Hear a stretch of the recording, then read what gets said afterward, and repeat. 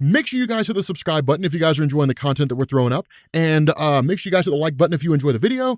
And yeah, let's begin.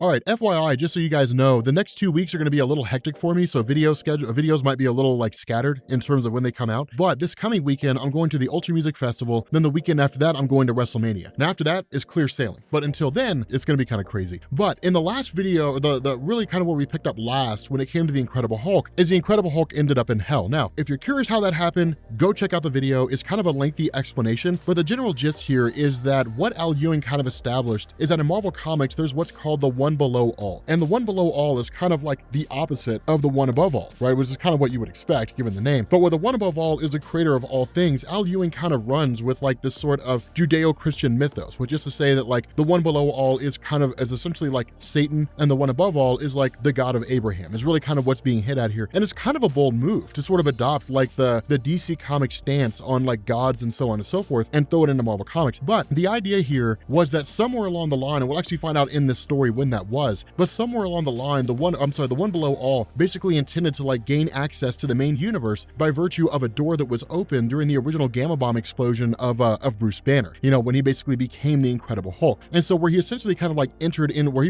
we're really kind of like pulled into hell when the door was opened by like the Absorbing Man, since he was being used by the one below all. What this means is that at the moment, they're basically walking around hell. Now, the cool thing about this is that no matter what you guys see in this story, all of this basically takes place in hell. But at the time, you know, as this is kind of going on, Al Ewing kind of writes in that these really, really cool series of questions where it's things like, what is hell supposed to be? What it does is it kind of plays into the notion of the worst kind of hell is your own personal hell. One that like you can't share with anybody else, where it's just you by yourself enduring torment like for all eternity. And so it's kind of crazy, you know, how this sort of unfolds. But what it also does is it basically switches over to the Absorbing Man. Now remember, the Absorbing Man Crusher Creel used to be a guy who could only absorb like tangible materials, right? So like metals and rock and, you know, plastics and water, different things like he could absorb all different kinds of things and then like become that thing. But one of the things Al Ewing kind of built on here is that Absorbing Man has the ability to basically absorb gamma radiation. And that's one of the things that Bruce Banner kind of picked up as a byproduct of like their fight, or at least, you know, kind of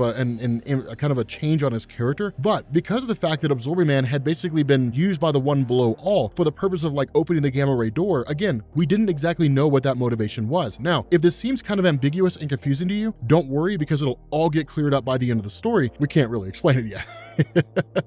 But it is kind of a cool little thing because he's basically met by the arrival of Puck. Now, we have no idea why Puck's here. Puck's one of the guys from Alpha Flight, but one of the things that ends up going on as they basically go through this version of hell, they kind of end up running into these characters who have essentially like passed away. But the difference is that like they've been sent to hell for some reason or another, and what they're basically running into are kind of like these copies of them. The difference here is that like the various people with the Incredible Hulk, while they do kind of know where they're at, the thing they struggle with is like letting go. But it's one of the things that they're really kind of failing to realize here. But at the same time, it kind of makes sense, because historically speaking in Marvel Comics, when somebody enters into the afterlife, which is to say like when someone dies and passes on, it's possible to retrieve them. But it's kind of Al Ewing toying with that idea, something that's like potentially possible here. The other part of this is that, of course, with General Thunderbolt Ross dying, the Incredible Hulk didn't know this. And in fact, we don't really know exactly how Thunderbolt Ross died. We know that he's dead. We know that like in Captain America, he's dead. We know in this he's dead. And it's kind of cool to see the whole thing happen. But what it does is it creates like a Hell Red Hulk, right? Like a Red Hell Hulk. It's like this really twisted, mutated version of the Red Hulk that's just like rampaging and facing off against the Incredible Hulk himself. Now, again, one of the things that happens here is because they fought a multitude of times before, and because this is not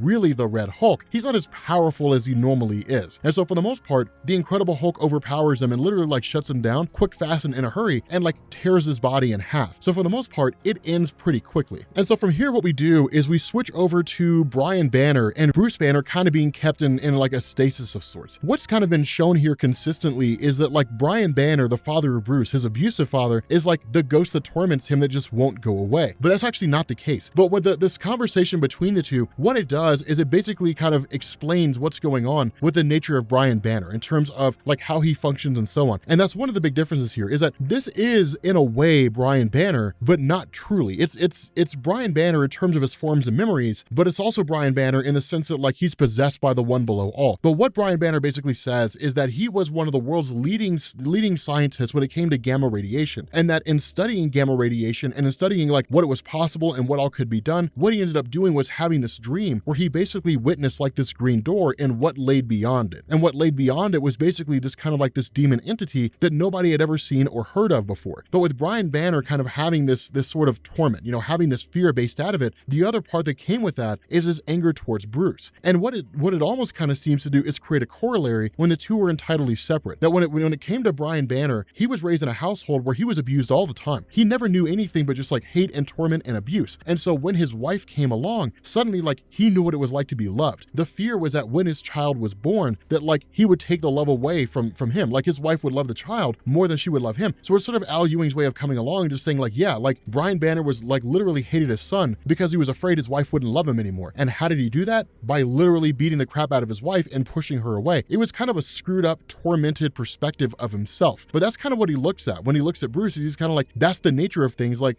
I'm screwed up, you're screwed up, the whole 9 yards. And so what we end up finding out here is that as they're kind of climbing their way up to the top of this tower, basically where this green light emits from, that the one below all is waiting for them. That the one below all basically intends to use and intends to like enter into the main Marvel universe using the body of Bruce Banner. Now, it's kind of cool here. The reason why the one below all intends to do this with Bruce Banner specifically is that when Bruce and the Incredible Hulk entered into hell, they split. Basically, they split into two different beings, which of course we've seen happen before. But for Bruce, it works because of the fact that Bruce Banner's body is the only one that can really withstand that much gamma irradiated power that the one below all uses. Now, in terms of how Crusher Creel tied into this, the idea was that with Crusher Creel, there needed to be a means to essentially open the door. That with Crusher Creel, he was really nothing more than just somebody running around and siphoning off gamma radiation from people, and then in turn, like siphoning it off the Hulk, and then being taken to like the original launch site for the Incredible Hulk gamma bomb, and then in turn, opening the door. That's really kind of how that played out. Like that was the whole basis behind the actions of Absorbing Man. Go around, absorb everybody's gamma radiation, and then open the door. That way the Incredible Hulk will inevitably follow you in because he's going to want to know what's going on. When he arrives here, him and Bruce Banner will split. I'll take the body of Banner, and then I'll go into the main Marvel universe. Now, the question is, what would happen if the one below all did that? Well, we have to assume if the one below all is the antithesis of the one above all, then it has to be equally powerful, which of course begs the question, why can it not escape its own dimension? So again, there's a few caveats here in terms of,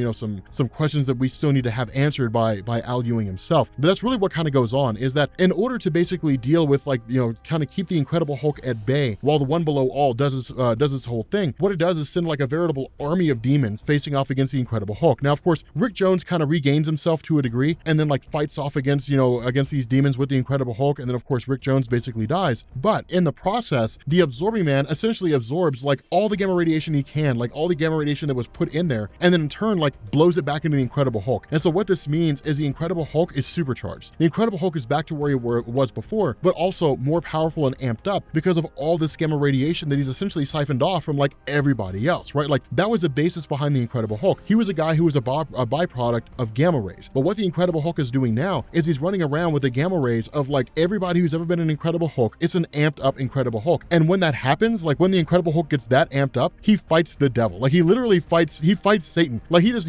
unleashes like this massive clack and like dissipates this cloud that makes up the one below all. And then in turn, like he just kind of, vanishes for a little bit. Now, one of the things that Al Ewing hits on is that like the Incredible Hulk did not actually kill the one below all. There's no way he could, because the one below all is just so astronomically powerful that all the Incredible Hulk's done is just kind of dissipate him and buy them a few minutes, enough to be able to basically like travel through the doorway and return back to Earth. But that's basically exactly what happens. Like the two of them just kind of, them alongside like Sasquatch and Puck and everybody else, just basically like travel through this barrier back in the main Marvel universe. But again, it wraps up pretty fast. Not a whole lot doing here. I mean, it's a cool little story, but it's more of one of those things where it just kind of wraps up quick, fast, and in a hurry. But the overall gist here, really kind of the big takeaway from what it is that Al Ewing's done, is he's created a whole nother cosmic entity. You've got a being who presumably is on some level equal to the one above all, but it's absolute opposite. And so that begs the question, if the one below all can only jump into the bodies of those who can basically house gamma radiation and can withstand its power, basically being Bruce Banner, then what would happen if the one below all traveled into the main Marvel universe, successfully arrived? Would it be like Dormammu, where like everybody's going to die and there's no two ways about it? Is that how it's going to play out? Is that how it's going to go down? We don't really know here. But it is cool and it is pretty interesting. But with that being said, guys, we're going going to bring this video to an end. If you are new here to Comics Explained, make sure you guys hit the sub button to become part of the Rob Corps. If you guys enjoyed this video, make sure you drop a like. And yeah,